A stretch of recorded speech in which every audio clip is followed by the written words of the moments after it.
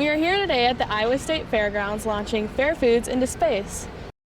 I am with Iowa State University, specifically the Aerospace Engineering Department, and we are launching Fair Foods into space today.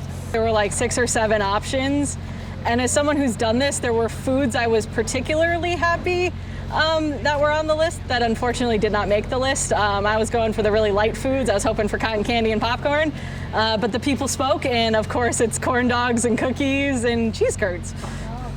In theory, if it follows what we did on Friday, it'll probably go between 115,000 feet and 119,000 feet. We don't have much control in where it lands other than we've run predictions earlier in the day to figure out, we think it's gonna land a little southwest of Earlham right now.